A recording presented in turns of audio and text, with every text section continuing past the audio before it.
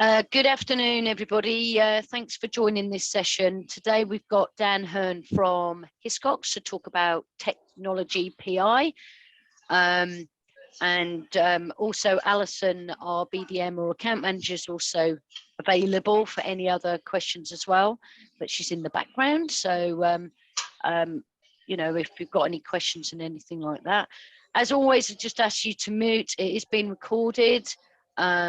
If you've got any questions, Dan would happily take them throughout the presentation. So if you have a question, then please just unmute and ask that question. That might be easier. And if everybody's ready, we'll crack on. So I've just got to find the presentation again, because as usual, here we go. Hopefully everybody can see that. Yeah, I can see that. Expertly done. Are you okay with how it is laid out, or do you want it in a slideshow? Should we start the slideshow?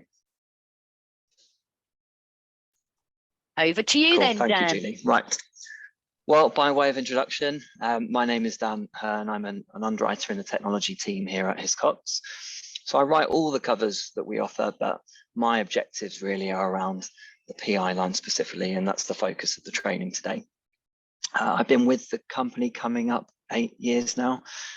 I can make the usual gag about grey hair, but I've had grey hair since I've been about 18 anyway, so that's unlucky for me, but they are getting greyer.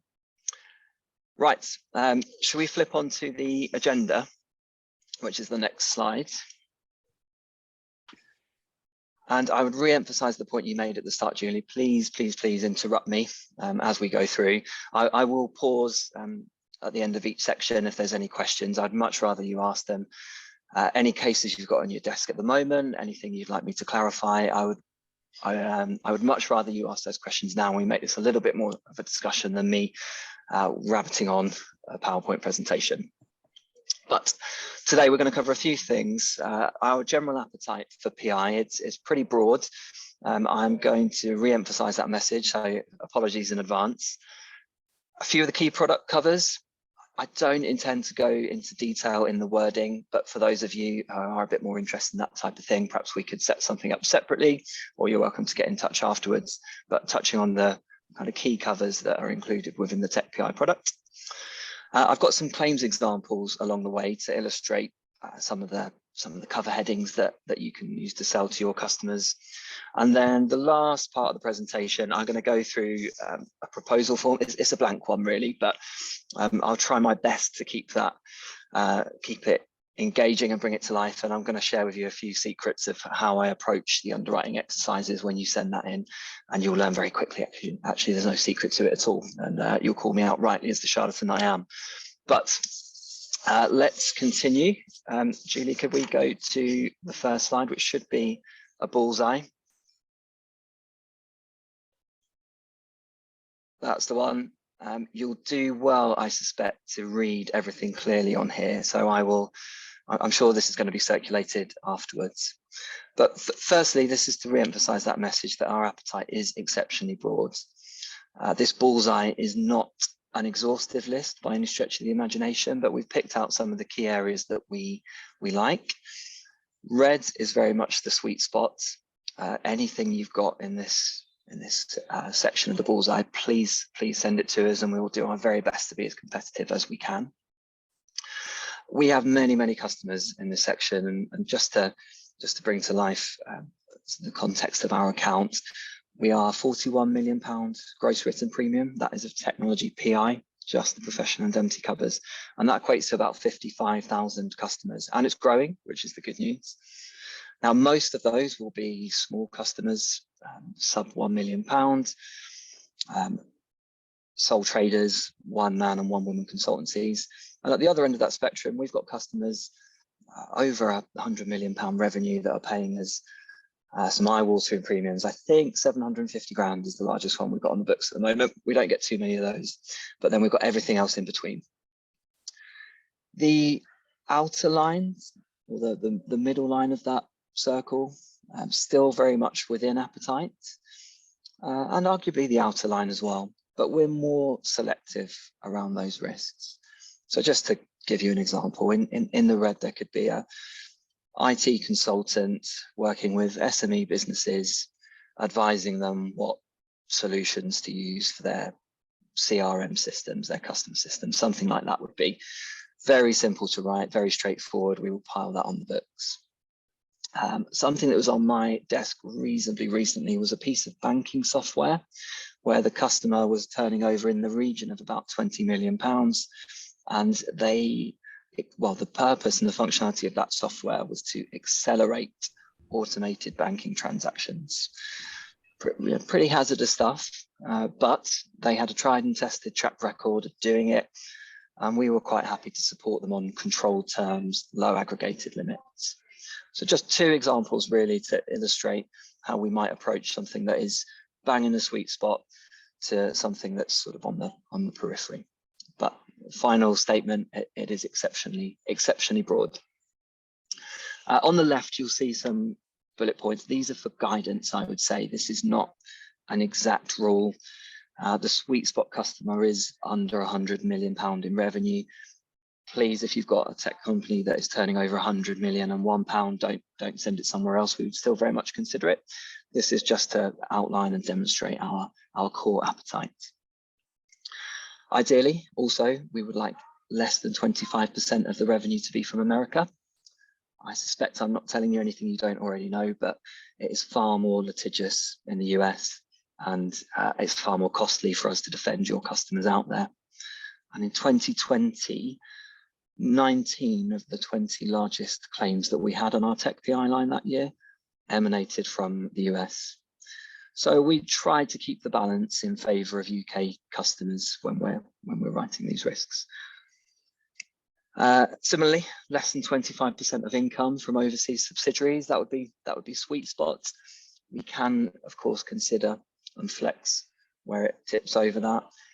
I won't bore you with loads of licensing restrictions we have now, but that is a consideration if some of your customers do have an international overseas presence. Primary placements only, I'm afraid. We can't write any excess layers, and I don't see that changing anytime soon. And similarly, no co-insurance. The next section there is our capabilities. We have capacity to write 10 million PI lines. I would say that's reserved really for low hazard customers with low turnovers. The market is not particularly pumping out large 10 million lines for any PI business at present, but certainly in the technology sector, it's likely that the maximum line size we would help you with is 5 million. So just something to bear in mind. And I've just referenced, I won't dwell on that point, that we have Lloyd's capacity to help with some of the overseas subsidiaries. There are a couple of areas, areas of particular scrutiny. Anything that is mission critical or safety critical, if it's something that makes an aeroplane fly, if it's something that controls the brakes on a train, I would say that is something we would consider very carefully and very cautiously. Not to say we wouldn't write it. And similarly, those of you who know the tech market well will know that there is a challenge to place managed service providers.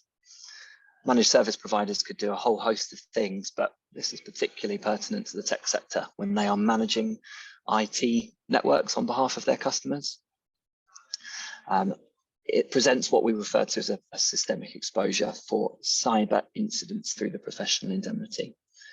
And to explain that in more layman's terms, if I run an IT network company and I have 50 customers, I could be hacked by a pesky hacker, and that could grant them access to all 50 of the customers whose networks I'm managing.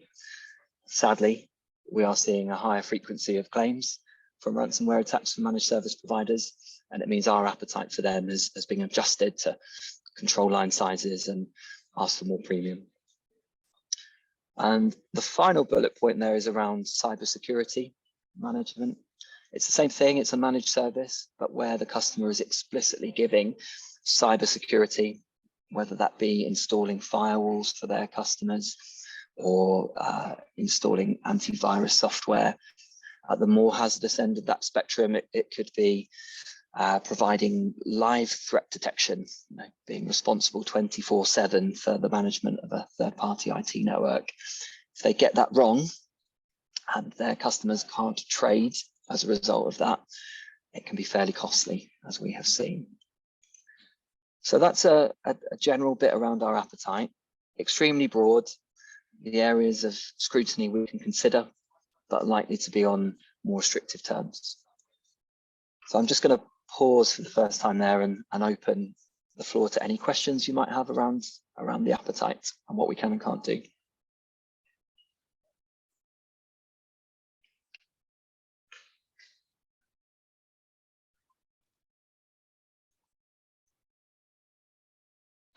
Good. I will ask you to move on to the next slide, please, Julie. Now, the biggest cause of claims on the tech book is breach of contract, and it's the widest cover typically available in the PI market. You're most likely to see a professional indemnity policy written on a negligence basis. I'm sure you all know what that means, negligence. You cock something up, an accountant puts the wrong number in the box when he's accounting his customer's tax, or an engineer does an incorrect calculation for a building foundation and the structural stability is in question. That is a negligence claim, has to be triggered by an allegation of the customer doing something specifically wrong. Breach of contract is much wider than that. It just means that any customer can bring a claim against your customer if they're unhappy with something that was agreed in that contract. It is much broader. Now, Hiscox has been offering this cover for a number of years. So does the rest of the market, I would point out, actually, most of them at least, for technology PI cover. But here's my sales pitch. Forgive me, Julie, moving away from technical for a little bit. And we would shout about a few of these items here with the green tick next to them. We don't restrict it or define it in any way. There's no clever exclusions around breach of contract. It is as broad as it can be. We give full cover for project delay. Goes wrong all the time. Projects always delayed. We pay hundreds of claims a year for delayed projects, and some of our competitors exclude it. Markel are the ones that jump to mind. They have a specific exclusion for project delay. And cover is provided for liquidated damages as well, which is effectively a predetermined contractual penalty that is set out in the contract. And it's a much simpler way for all parties to settle any grievances that they may or may not have. Now, I have a first claim example really to tell you the typical way in which a breach of contract claim arises. This was a very chunky one as well.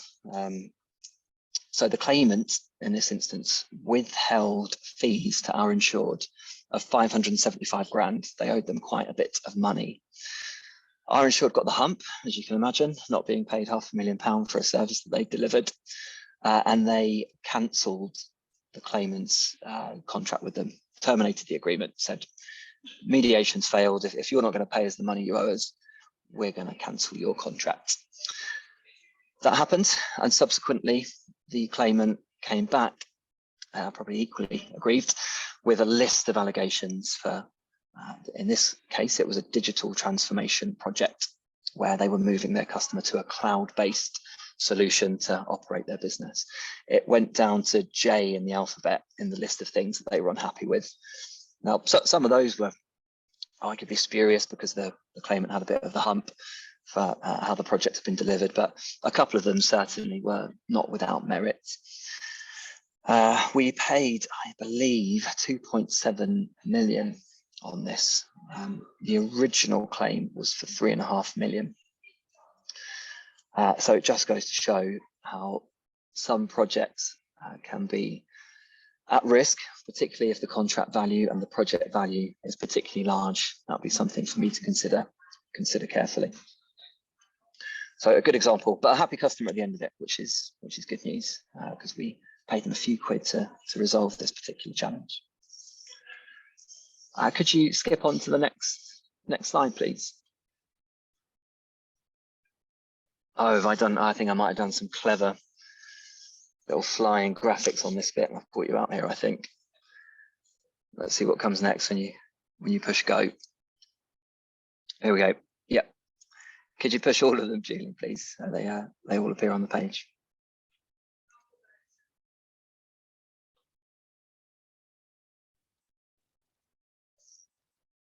Right, I'll start going, Julian, and if you could keep clicking the images to pop up on this slide as I talk, that would be helpful.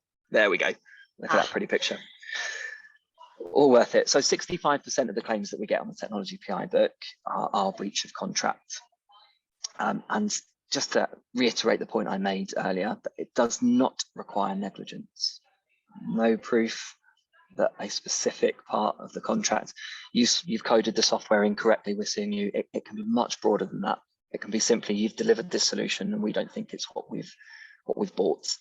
Exceptionally broad.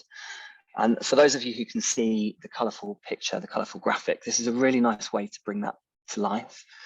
If you follow it from left to right, it tells a bit of a story that along the particular milestones of any project, there can be miscommunications as to what the customer thinks they are going to receive and what the insured thinks they're going to deliver.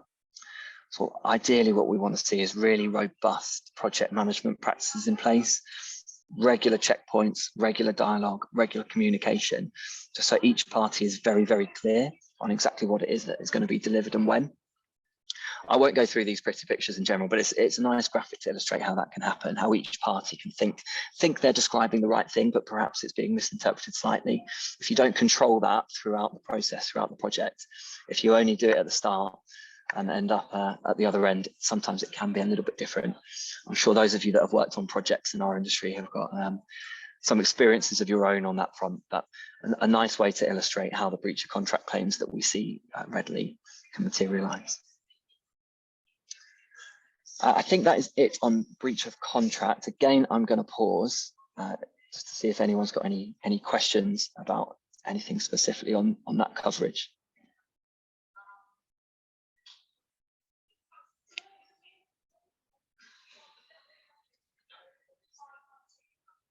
No, great. Hopefully I'm doing such a brilliant job of explaining it. Must be. Can't be anything else. Right. Intellectual property. That is another key cover. Really, it's the second biggest claim that we would see. I think if you push the button again, you're going to see, yeah, there we go. That's a bit of a snippet from the wording, which shows the types of intellectual property that we cover. That would be copyright, trademarks, and I've got a couple of claims examples here actually represented by those graphics on the right, which are from a fully licensed image library. I would point out, certainly no intellectual property breaching going on here at Hiscox. The first one, that represents the image at the top, grey imports. You may or may not be familiar with that terminology. We see these claims readily. If you buy hardware, say your PCs, your HP, keyboards and monitors, if you buy those from the manufacturer will tell you which territories you are licensed to sell them in. So if you buy it in the UK, you'd be licensed to sell it in the UK. If you bought it in the Far East, you'd be licensed to sell it in the Far East.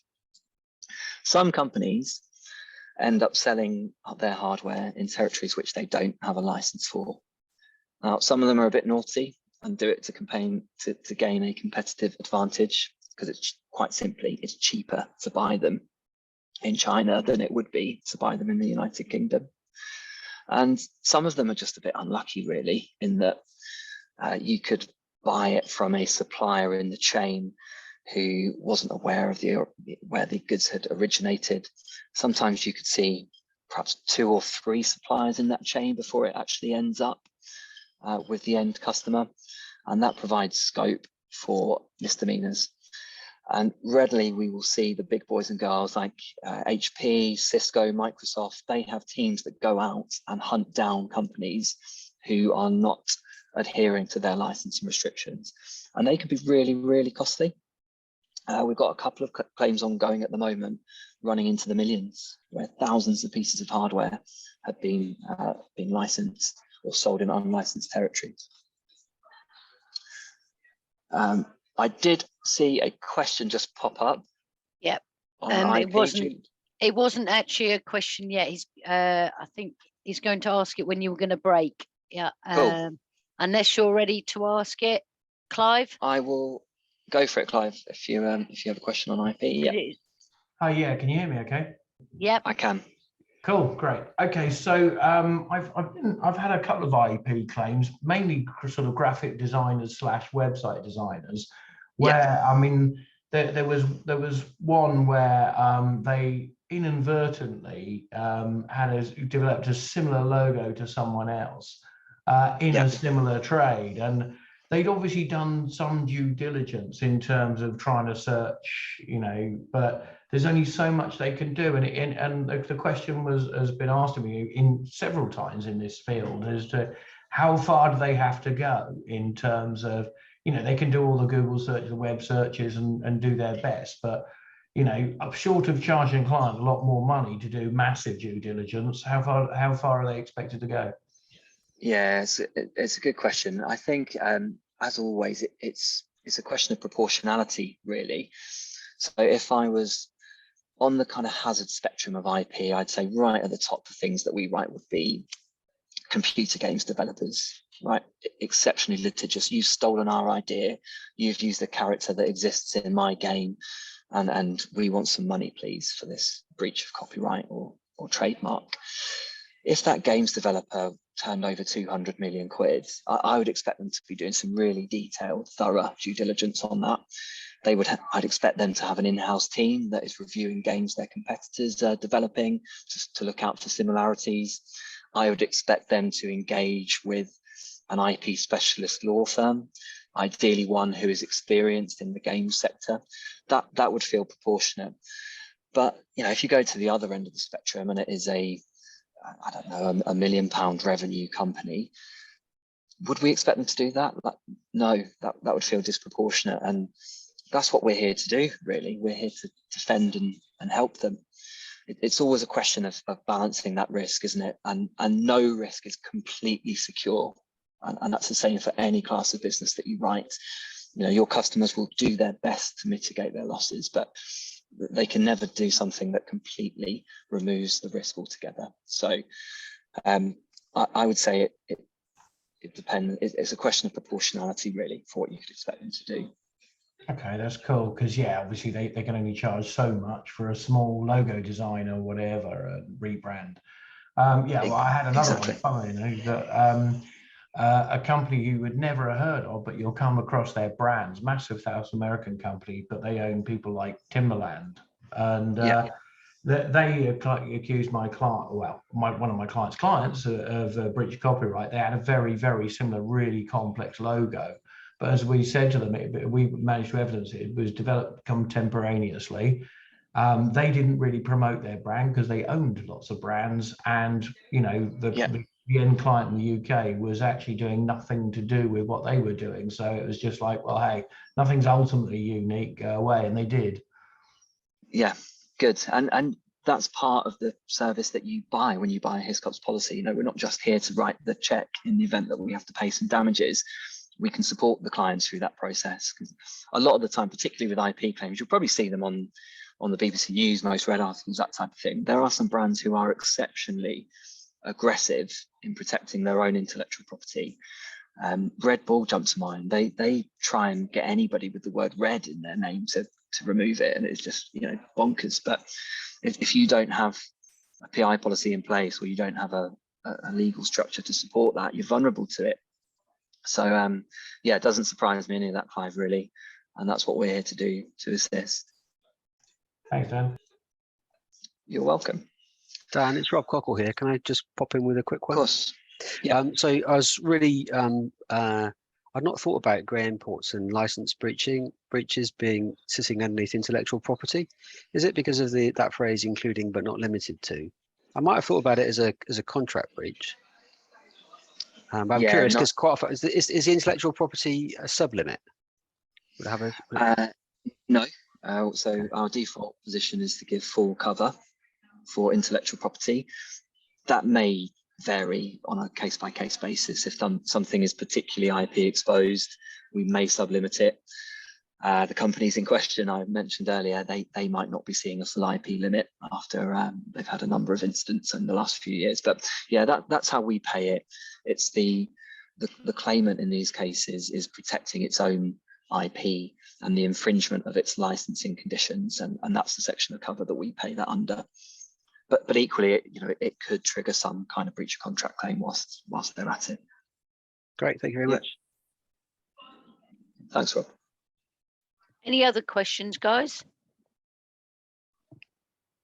Okay.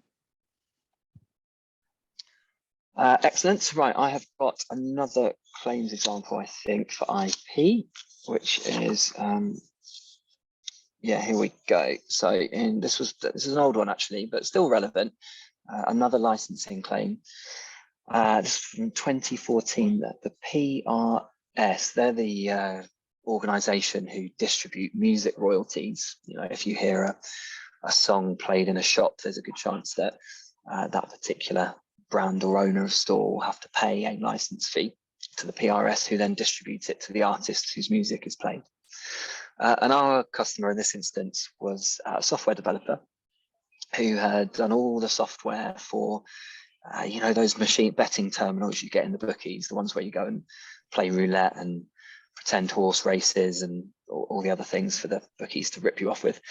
And they had failed to adequately obtain the right licenses to play the music that accompanied the games. Because it was so widely distributed, I mean, this was in every William Hill shop in the country, I think. The claim that was brought from the PRS, from William Hill, who were looking to offset the losses that they had suffered from the PRS fining them, it came to a total of like 7 million quid, which is an eye-watering number, isn't it? But just goes to show how quickly these things can escalate. Our insured in this instance wasn't a particularly large company, but they developed a software solution that was going out into the wide bookmakers market. Now, in the end, actually, I think we managed to settle it for an amount a lot lower than that. Another feature really of this type of service that you're getting when you buy a Hiscox policy. We're here to negotiate and act and defend and try and do the best we can for our customers. It was eventually settled for 4 million quid, I think. Yeah, 4 million. So sizable claim, but just another example of how we see license breaches. And I guess what's the message here? If you've got any customers that operate in that creative type space and they are designing things where they're using images and they're using music, really sensible to check that they are ensuring they've done their due diligence on where the licenses where the rights for those licenses sit, and making sure they've got them, because in the event that they are found out, it can be costly. Right, so that wraps up the bit on IP, I think. What have we got next? Yeah, more sales stuff, I'm afraid, and then we'll go into the proposal form, which I'm sure you're all eagerly anticipating. This is just to re-emphasize the message that I'm here to talk about tech PI, but we can do full package covers for any technology customer. That includes cyber, MLP, liabilities, and all your material damage cover. So don't forget that when you're showing risks to us. And we've also got some value add services that are available, like a contract review service. Really valuable for customers who are small, perhaps don't have their own in-house legal team. It's a really, really good service to review any terms and conditions or review any contracts that they might be signing up for. And we've also got an intellectual property health check. Clive, possibly something to help out your customer or of similar ilk in the not too distant future. They can guide your customers and clients on the right things that they should and shouldn't be doing to protect their own IP and to make sure they're not infringing others. Very quickly on that last slide, Julie, this is another shameless plug, really, just to say how brilliant our claims team are, because that is effectively what you're buying, isn't it? I'm not going to go through this flow chart in any detail. It will be circulated afterwards, but it's just to show actually that our expertise are in settling and negotiating these claims, and over 90% of them are dealt with in-house. We've got a small but very able team of specialists who've worked in private practice know the tech and media sectors inside out. And it's extra reassurance, I think, for your clients that when they need us, we're not just here to write a check or send a backs transfer. We're here to support them with expertise. Right, that's it for the PowerPoint slides. Again, happy to take any more questions if they've popped up. But I think it will be a useful exercise to run through a tech PI prop form that I'm sure you'll have all seen a million times, but I'll just tell you the sort of things that I look for when a risk is presented to me and why it's important, and that might help you frame some conversations with your customers when they arrive. So I'll pause and slurp some water again, just to see if any questions are coming.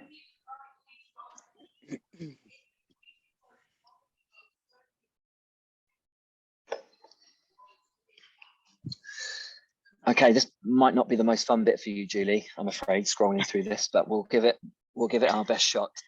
We will. Yeah. So I won't go through every point on here. You'll all fall asleep. But first thing I would point out: date that business is established.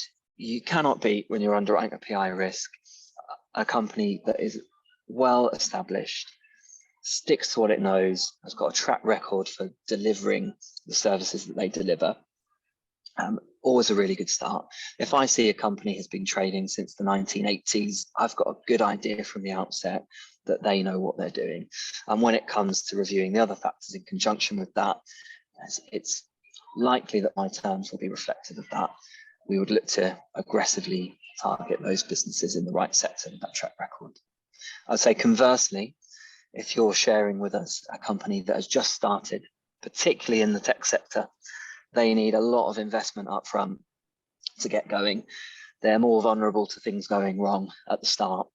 And I would expect, ideally, for a new startup, your presentation to perhaps contain a little bit more information about some of the things they are and aren't doing to launch their business, to protect themselves from the risk that they face.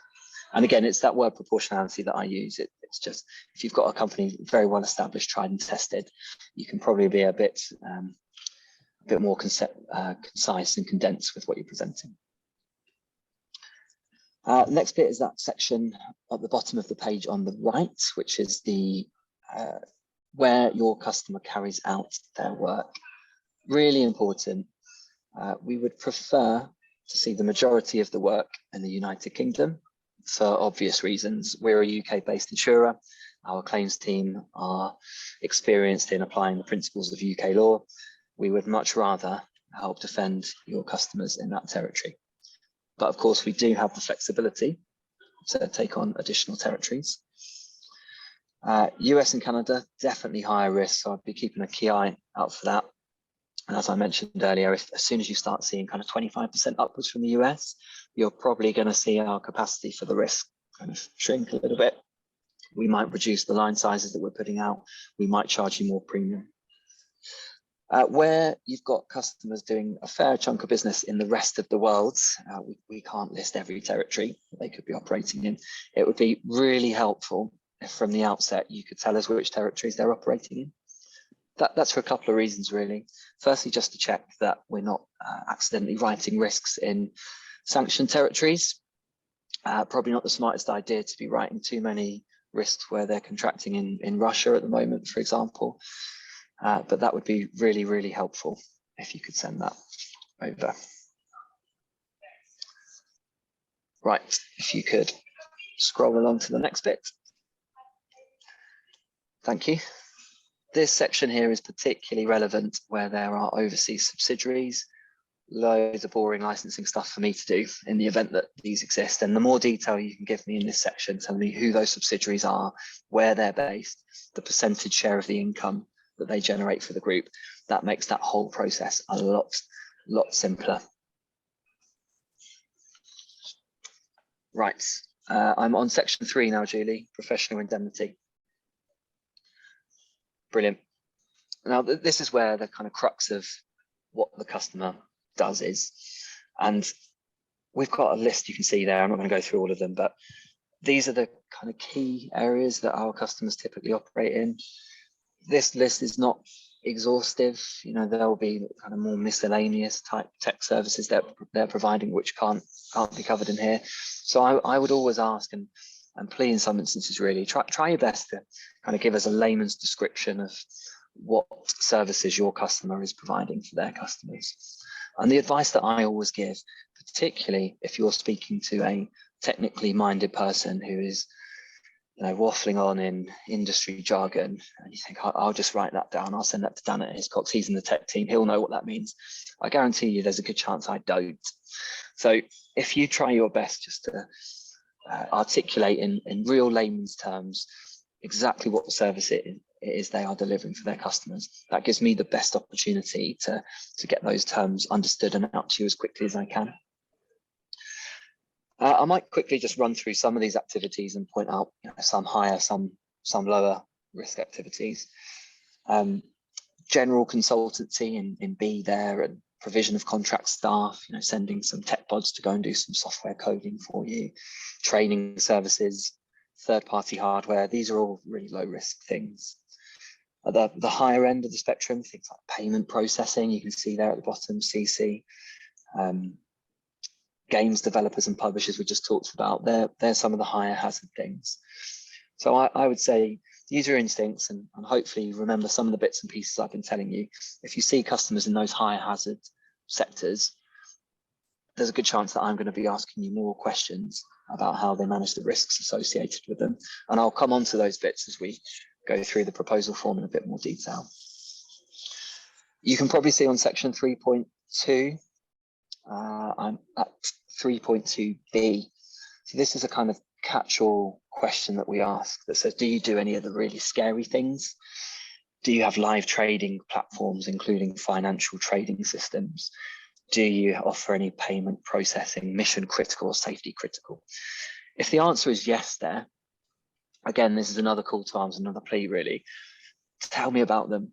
Tell me about them in detail. Because as soon as my eye scrolls down this and I see yes, my response is going to be bloody hell. Well, what exactly are they doing? You know, the examples I used earlier, have they got a bit of software that, you know, makes planes fly safely, or are they building a platform for HSBC Bank to send out small business loans to its customers? These are things typically we would view as quite high hazard, and the more detail you can tell us about those from the outset, the easier it is for us to start discussing what terms we can and can't put out. So that's a really good section to look out for. Similarly, 3.5, that's over 2 pages, just to confuse you there, Julie. Good luck with that bit. This is our opportunity to ask the customer, what do you think your PI exposure is? You know, why are you buying this policy? Who do you think is going to claim against you, and for what? And this is where I am really showing my hand. You know, sometimes we can have a good guess as to where we think the P exposure sits, but you cannot beat just asking that really simple question to the client. You know, why are you buying this policy? Where do you think you're going to need to claim for it? And if they're transparent and they understand the risks of their business, that is really helpful. And it also gives me the confidence that they know what they're exposed to. And hopefully they can tell us why we don't need to be so concerned about it, because they put the following X, Y, and Z risk management practices into play.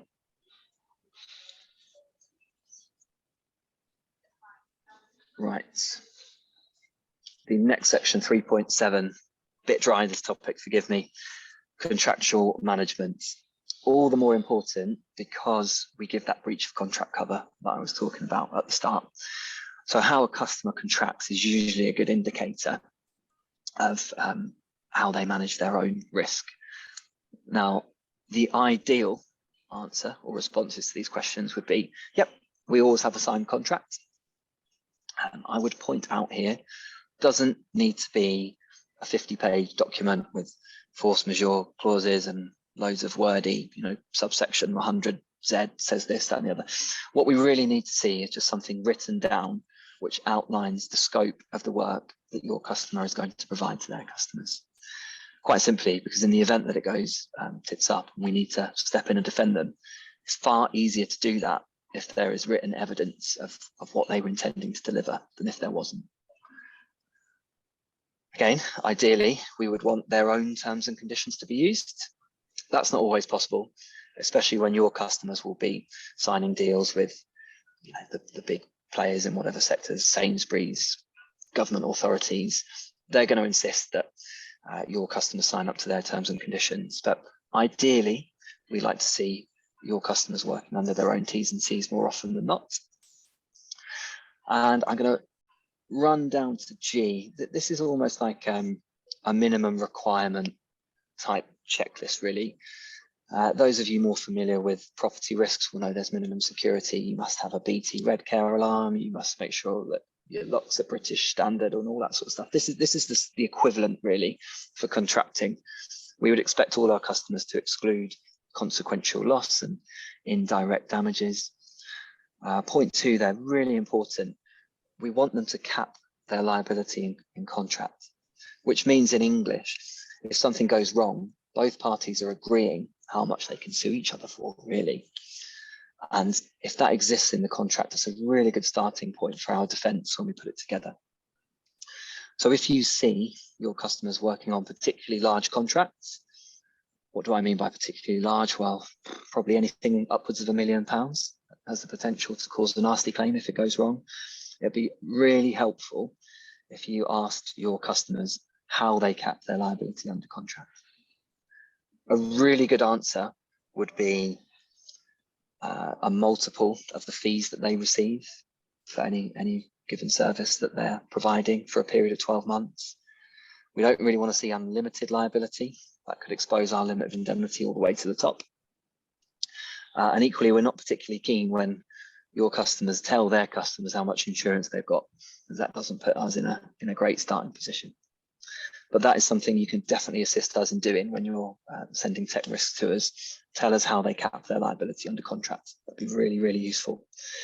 If you're unsure, they're unsure, if you're not speaking to the financial director, send one over, send a copy of their T's and C's, and we can have a look and we can work through that together to talk through some of the good things in their contracts and some of the areas they could perhaps look to build and develop on. Right, I waffled on about contracts a fair bit then. Does anybody have any questions about those bits before we move on?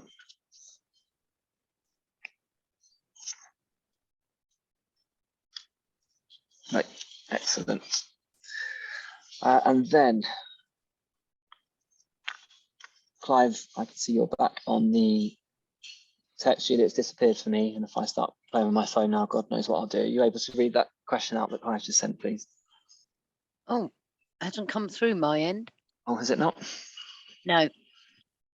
That must be Hiscox super fast broadband. I feel what we'll leave it for now, and when it pops up, we'll deal with that the next time I pause. Hold on, it has now. It's hard to avoid disclosing insurance details sometimes, as they get asked to provide evidence and/or complete forms. Yep, I would agree with that. Lots of customers are going to be asked to provide details of their insurance. I think the slight distinction with the point I raised is we don't want them to rely exclusively on the insurance in the contract.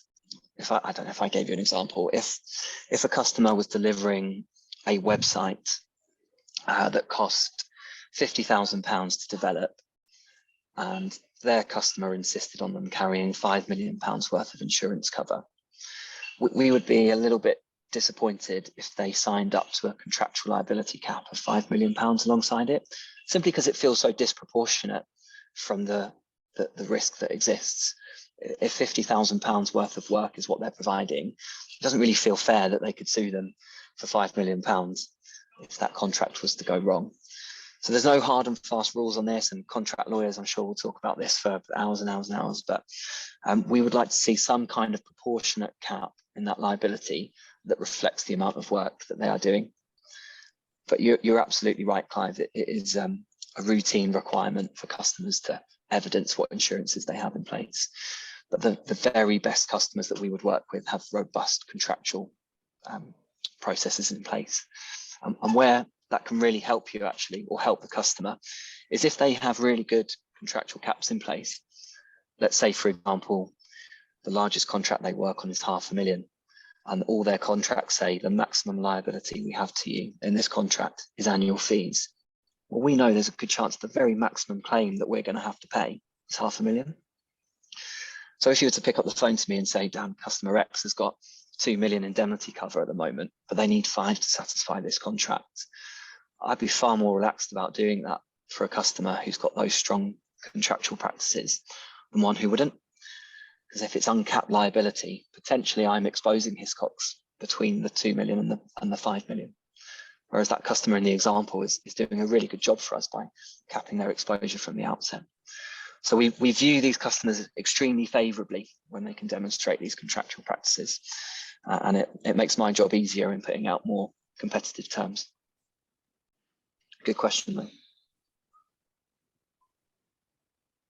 Any others? I think we're doing okay for time. I think this is the last section, and then you can all get a cup of tea. This builds on what I was talking about, really. We always ask for the largest 5 contracts the customer's working on.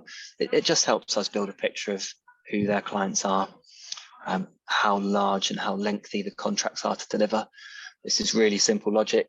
The bigger and the longer the contract, the more complex it is, right? So the more chance there is of something going wrong. If a contract is £5,000 and lasts a week, there's a good chance that's a really simple piece of work and unlikely to go wrong, or less likely to go wrong. If in the instance of the customer I referenced earlier, who was sued £3.5 million for delivering a digital transformation project, that was worth 10 million quid, I think.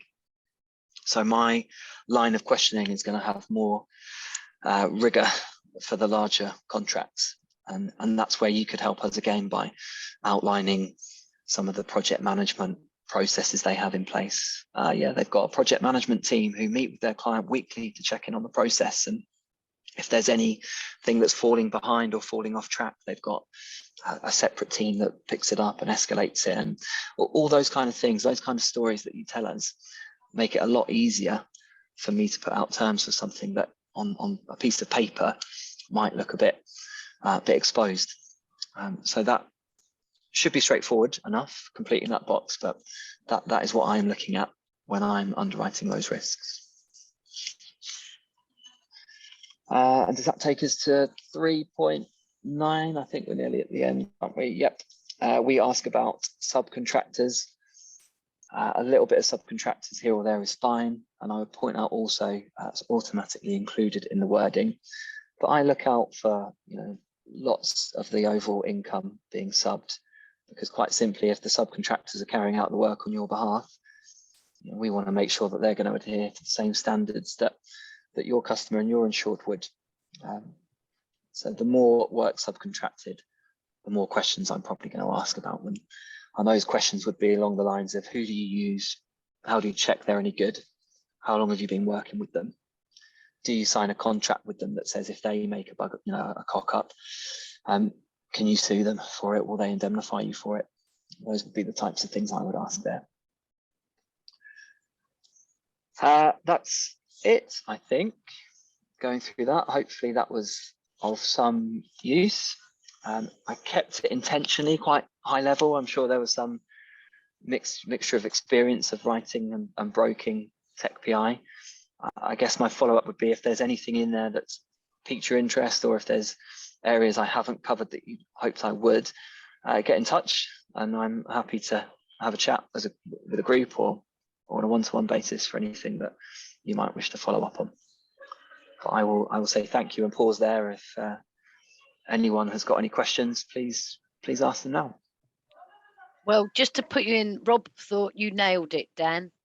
So thank you, Rob. And so has Clive. So Clive said thanks. So but yeah, please, if anybody's got any questions, then fire away. Rob, if you think that kind of schmooze talking is going to get you a discount on the next thing that you send in, you've got another thing coming, I'm afraid. Rumble. But thank you. Has anybody got any questions at all?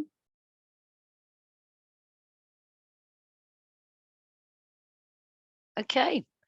Well, thank you so much, Dan. I thought it was really useful, actually, because I think it was good, because a lot of people understand the basics of PI, but I thought it would drill down very specifically to the tech sector. So, and I thought it was quite enlightening. I Good. hope everybody else agreed with that. But thanks all for your time today, and I'll stop recording, but the video or the recording will go on to Bovo Buddy. So if you want to ever dip back into it, I'll also share the proposal form with you that Dan shared with me, and also the slides. They'll also be on Movo Buddy later today. All right. Great. Send us all your tech business, please. That's my final message. Alison will be up on your case. I know she's always on my case, so I'm sure she's on yours as well. On mine or on theirs. She's always nice to me. Good.